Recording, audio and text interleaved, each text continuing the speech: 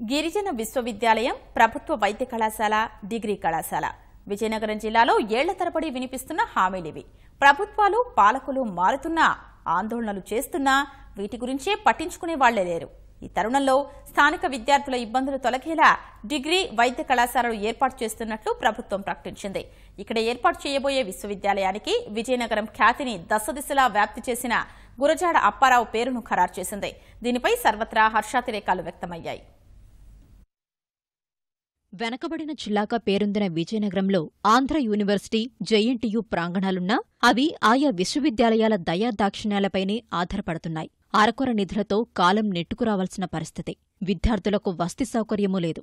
ప్రభుత్వం ఇచ్చే నిధుల్లో సింహభాగం ఉద్యోగుల జీతాలకే సరిపోతోంది. 2018-19 విద్యా సంవత్సరంలో ఈ ప్రాంగణానికి కేటాయించిన 15.17 కోట్ల రూపాయలు నిర్వహణకే సరిపోతున్నాయి. దీన్ని విశ్వవిద్యాలయంగా మార్చాలన్న ప్రతిపాదన ఏళ్లుగా ఉంది. తాజాగా సమావేశమైన మంత్రిమండలి దీనిపై సానుకూల నిర్ణయం తీసుకుంది. ఇటీవల భోగాపురంలో పర్యటించిన సీఎం చంద్రబాబు జేఎన్టీయూ, ఆంధ్రవర్సిటీ ప్రాంగణాలను కలిపి విశ్వవిద్యాలయంగా మారుస్తున్నట్లు ప్రకటించారు.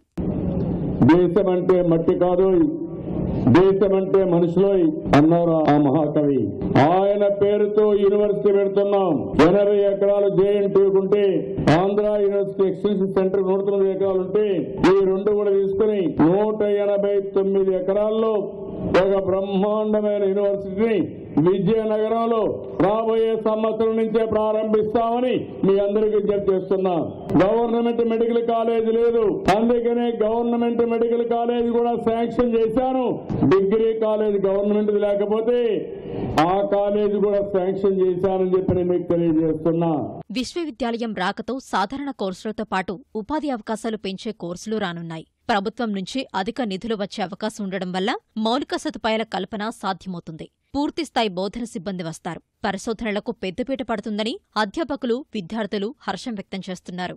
MBA, MCom, MA English, MA political science, MEd అండి. ఈ 5 కోర్సులు ఇప్పుడు ప్రస్తుతానికి జరుగుతున్నాయండి. మాకు ఇప్పుడు స్ట్రెంగ్త్ 2 సంవత్సరాలు కలిపి 163 మంది ఉన్నారండి. ఈ హాస్టల్స్, స్టూడెంట్ హాస్టల్స్ గానీ ఇమీడియట్ గా కట్టినట్లయితే అన్ని కోర్సెస్ కూడా ఫుల్ఫిల్ అవుతాయండి. ఇక్కడ ఉన్నటువంటి విద్యార్థులు ఎక్కువ బీసీ, ఎస్సీ, ఎస్టీ కమ్యూనిటీకి సంబంధించినటువంటి వాళ్ళు ఎక్కువ మంది ఉన్నారు. వాళ్ళందరికీ రానున్నటువంటి రోజుల్లో దూరంగా వెళ్లి చదువుకోకుండా ఇక్కడే యూనివర్సిటీలో వచ్చేటువంటి కొత్త కోర్సుల్లో జాయిన్ అవటానికి, తద్వారా ఇక్కడ ఉన్నటువంటి కుటుంబాలు మొత్తం ఆర్థికంగా కూడా మరి పరిపుష్టి చెందటానికి అవకాశం ఉంది. గురజాడ అప్పారావు గారి పేరు ఈ యూనివర్సిటీకి పెట్టడం అనేది అతనికి గౌరవం ఇచ్చినట్టు అవుతుంది, అలాగే యూనివర్సిటీ తాలూకా స్థాయిని పెంచినట్టు అవుతుంది. మాకు విజయనగరం పరిధిలోని మాకు చాలా కోర్సెస్ లభ్యంలో లేవండి.